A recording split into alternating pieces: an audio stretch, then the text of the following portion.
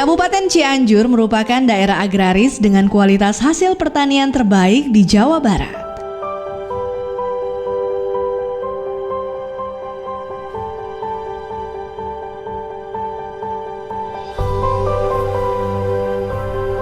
Memiliki luas wilayah 350.148 km persegi, daerah ini didominasi oleh hampir 52% penduduknya yang bermata pencarian sebagai petani.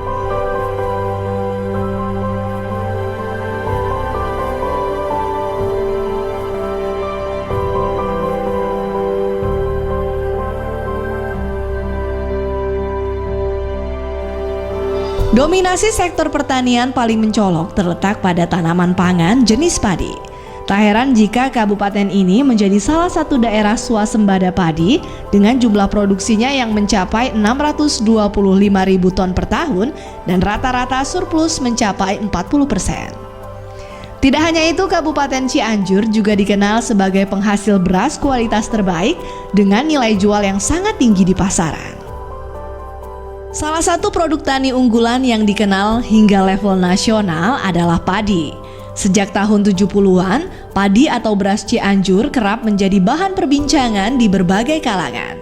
Tidak karena kualitas rasa berasnya saja, padi Cianjur juga dikenal sebagai beras dengan karakteristik spesialis wilayah yang unik. Salah satunya adalah beras Pandan Wangi. Beras khas Cianjur yang tergolong ke dalam varietas Javonica atau padi bulu ini sejak tahun 1973 sudah dikenal masyarakat luas dengan beras harum karena keunggulan rasanya yang sangat enak, pulen dan memiliki aroma wangi pandan alami. Padi Pandan Wangi adalah padi golongan Indo-Javonica yang sudah beradaptasi di beberapa kecamatan di Cianjur, terutama Warung Kondang. Jadi kenapa dia spesifik wilayah? Karena dia sudah mengalami adaptasi dalam waktu yang lama sekali. Seperti halnya padi Rojo Lele di Klaten, Jawa Tengah. Itu adalah padi Indo-Javonica, bukan padi tapi yang sudah beradaptasi dalam waktu yang lama di daerah spesifik itu. Sebagai varietas padi bulu spesialis wilayah, Pandan Wangi memiliki keunikan yang tidak dimiliki beras jenis lainnya. Dari pola dan lokasi tanam, padi ini hanya akan berhasil menjadi beras Pandan Wangi berkualitas tinggi jika ditanam di sebagian kecamatan Cianjur saja. Namun sebaliknya, jika penanaman dilakukan di luar lokasi tersebut, padi ini cenderung kehilangan rasa dan aromanya sebagai beras pulen dan wangi pandan. Fenomena ini memang menjadi pertanyaan banyak kalangan. Namun secara ilmiah, Pandan Wangi memang cocok ditanam di dataran sedang dengan ketinggian berkisar 800 meter di atas permukaan laut. Kecamatan-kecamatan seperti Warung Kondang, Cibeber, Cianjur, Cilaku, Cugenang, dan Kecamatan Campakalah yang menjadi habitat dari varietas lokal Pandan Wangi. Varietas padi Pandan Wangi itu beradaptasi pada beberapa kecamatan di Cianjur ini, sehingga secara agroekologi varietas ini memang beradaptasi pada lokasi tersebut. Apabila ditanam di tempat lain bisa, tetapi mungkin menghasilkan beras yang kualitasnya tidak sebaik beras yang dihasilkan di beberapa kecamatan di Cianjur tadi.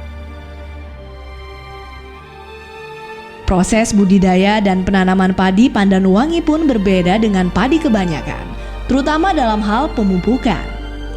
Pupuk dengan dosis natrium yang terlalu tinggi tidak dianjurkan untuk digunakan pada tanaman padi varietas ini. Dampaknya dapat menyerang batang atau dahan padi.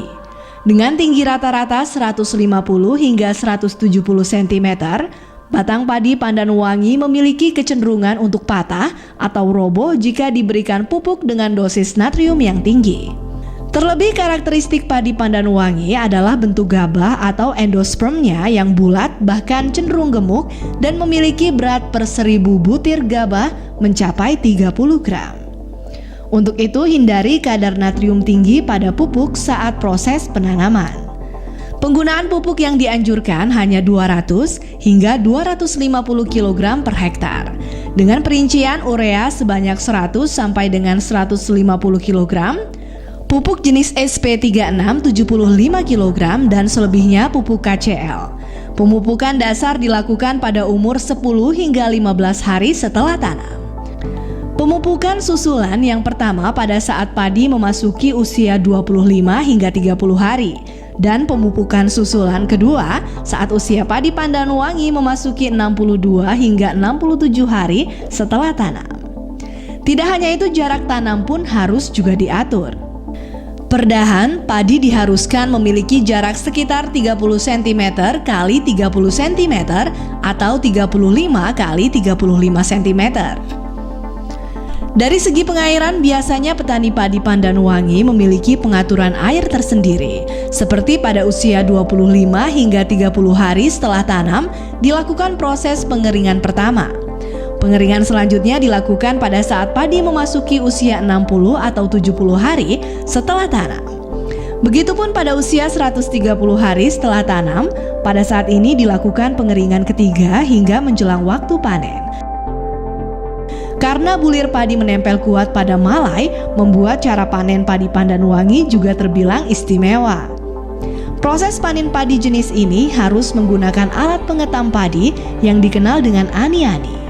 Selain itu, proses perontokannya juga tidak dilakukan dengan membanting-bantingkan bulir gabah ke landasan kayu, akan tetapi menggunakan mesin perontok yang biasa digunakan untuk padi. Tanaman Pandanwangi yang paling baik adalah pada bulan Maret, yang nanti hasil panennya kira-kira Agustus. Itu yang paling baik. Kenapa alasan bulan Maret? Karena kalau bulan Maret masih curah hujan tinggi pada waktu tanam. Ketika panen curah hujan sudah kurang sehingga kemarau. Kenapa demikian? Karena padi Pandanwangi kalau setelah dipanen itu harus secepatnya dikeringkan. Hingga saat ini nilai jual beras Pandanwangi di pasaran lebih tinggi dibanding beras kebanyakan.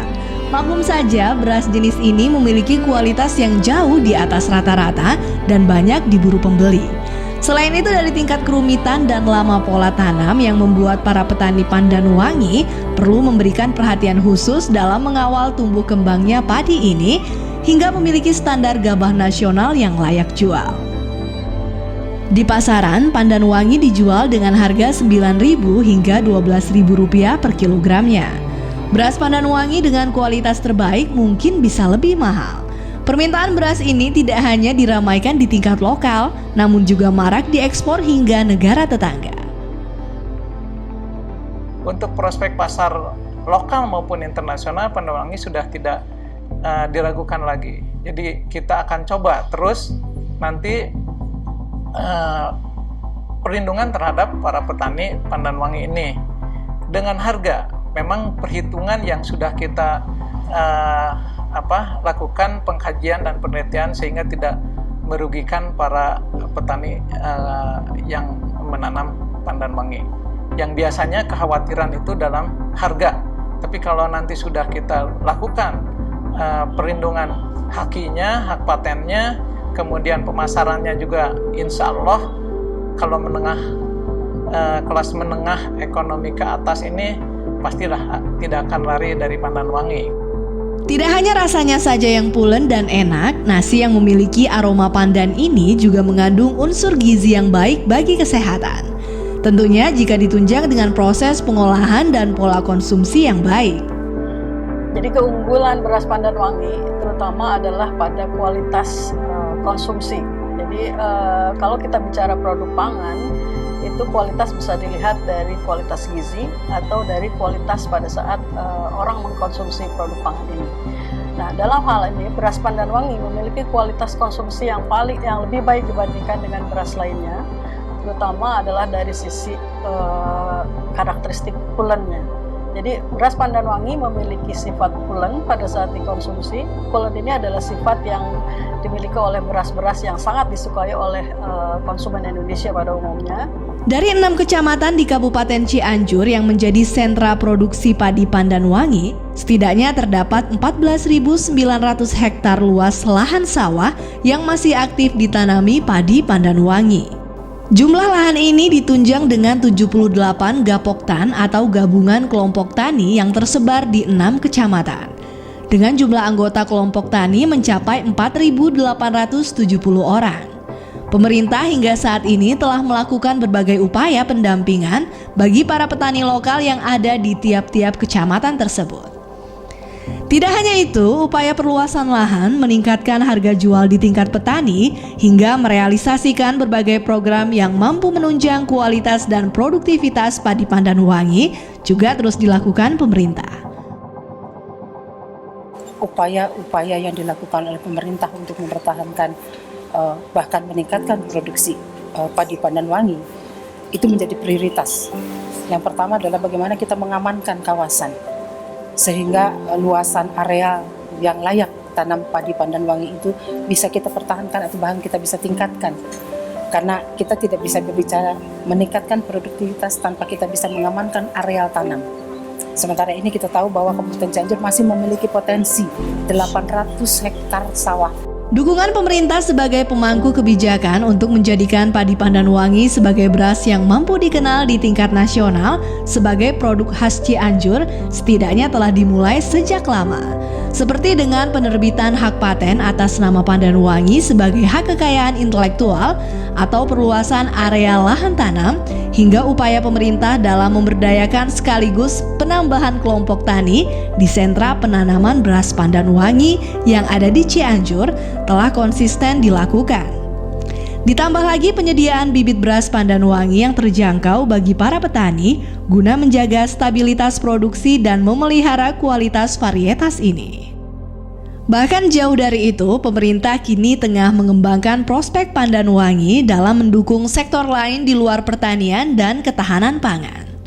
Jadi kita punya keunikan untuk Pandan Wangi yang ada di Cianjur ini, kita harapkan sebagai satu sentra produksi untuk beras unggulan di Jawa Barat ini.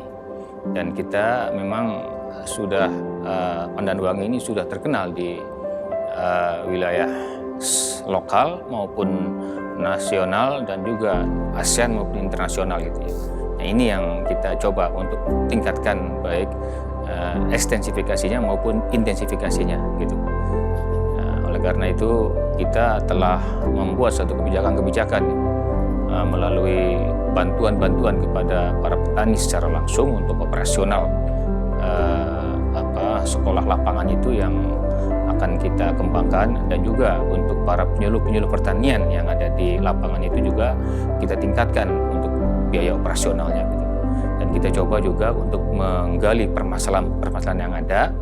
Nah, selanjutnya kita juga berusaha untuk membantu persoalan ini, memecahkan persoalan yang ada ini agar ini bisa dijadikan satu kebanggaan ya untuk Jawa Barat ini begitu. Optimisme padi Pandan Wangi sebagai padi sekaligus beras unggulan kini kian dirasakan banyak kalangan. Harapan besar dari berbagai pihak sedikit demi sedikit tengah fokus diwujudkan oleh pemerintah dengan sinergi petani dan berbagai potensi. Bukan tidak mungkin pulennya beras Pandan Wangi mampu dikenal tidak hanya di tingkat nasional saja, tetapi juga hingga mancanegara.